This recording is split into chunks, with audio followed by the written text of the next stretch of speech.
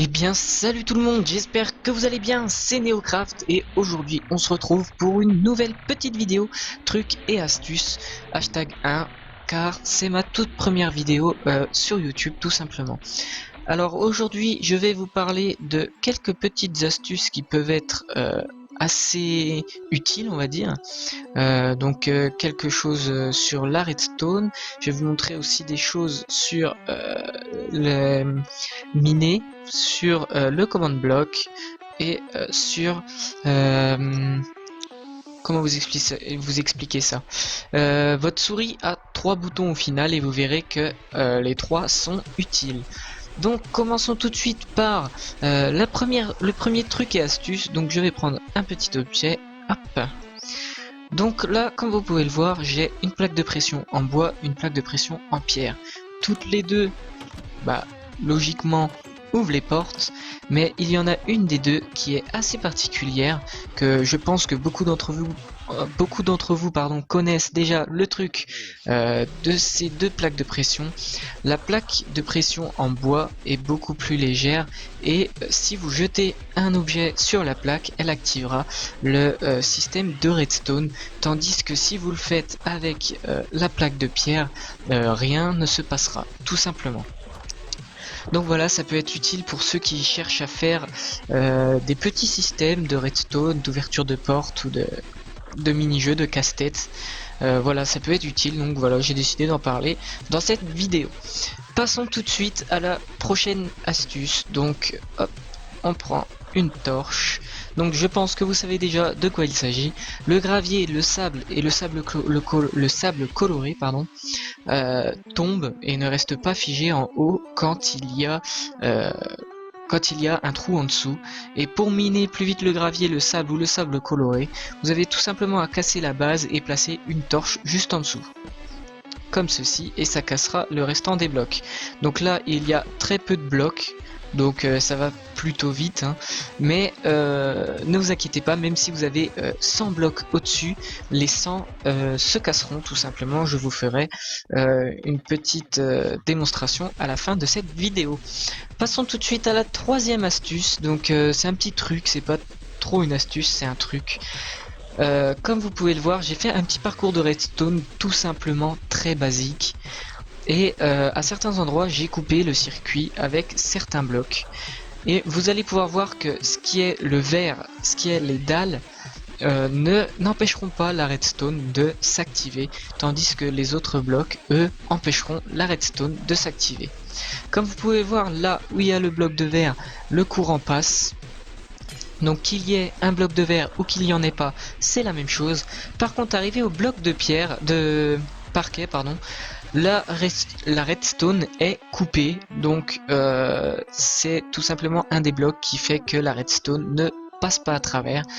Et pour suivre la dalle tout simplement est un cube, n'est pas un cube entier, tout comme le restant des autres dalles tout simplement, et du coup le courant de redstone continue à passer sans aucun problème.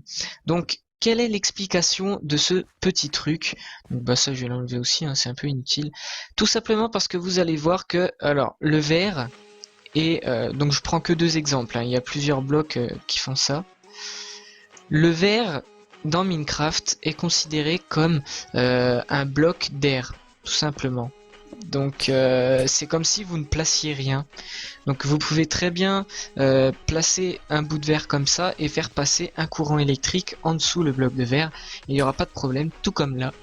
Et donc les dalles, c'est exactement pareil, même si elles se touchent au niveau du bloc et de la redstone, le courant passe encore. Petite démonstration pour finir ce petit truc et astuce. Voilà, donc dans Minecraft, les dalles et le verre sont considérés comme des blocs d'air, donc ne coupe pas la circulation de la redstone. Passons tout de suite à ce fameux bloc que vous connaissez tant et que pourtant beaucoup d'entre vous ne savent pas trop ce que c'est exactement. Donc ceci s'appelle un command block. Donc alors attendez. Voilà, c'est un command block, donc pour vous le give, c'est tout simple, vous allez faire comme sur le panneau indiqué, vous allez faire /give votre pseudo.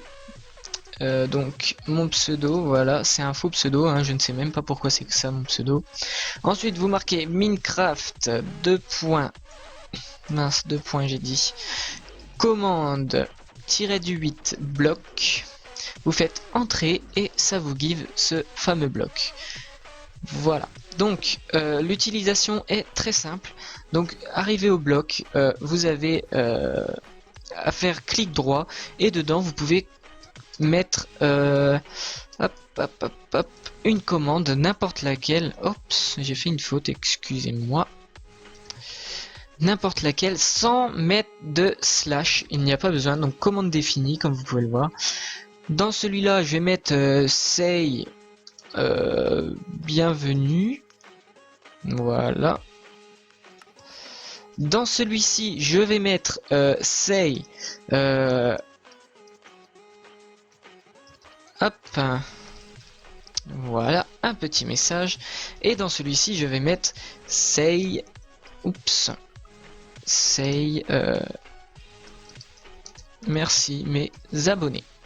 Voilà, donc il y a quelques fautes d'orthographe, hein. Mais c'est tout simplement pour vous montrer, voilà, je viens de passer sur la plaque, sans le faire gaffe d'ailleurs. Time set day, hop. C'est tout simplement ce système là pour vous montrer que les blocs sont conducteurs, donc réagissent à la redstone tout simplement. Donc vous pouvez en mettre, je sais pas moi, comme ça, vous sneakez, vous en posez au dessus, tous les blocs s'activeront automatiquement quand vous aurez fait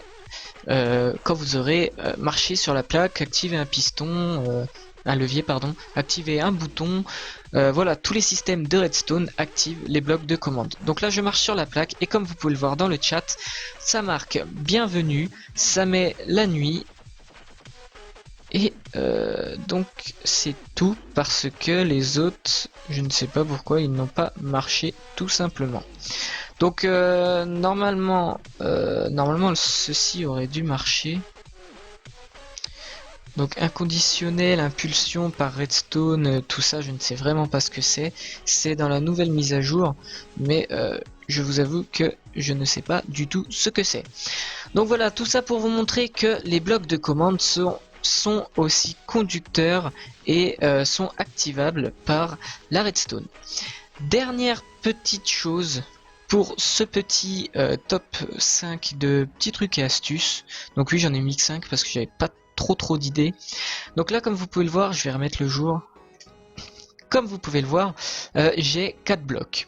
Admettons, vous faites une maison, une construction, enfin, peu importe, et vous n'avez pas envie de retourner dans votre inventaire pour aller chercher le quartz, admettons. Hop, vous voyez que je viens de récupérer le quartz sans souci dans ma main, sans avoir ouvert l'inventaire, tout simplement à l'aide de la molette de ma souris. Donc le clic droit, ça casse, le clic gauche pardon, le clic droit repose l'objet et la petite molette qui sert à passer d'un carré à l'autre dans l'inventaire, si vous appuyez dessus, vous allez copier l'item que vous visez tout simplement. Voilà, donc si vous regardez bien dans ma main d'inventaire, là où je tourne mes items, j'ai les 4 items copiés. Je peux très bien faire ceci avec des barrières, avec la terre, avec les commandes blocs, la redstone j'en sais rien, si même avec la redstone. Donc voilà, on peut copier tous les items.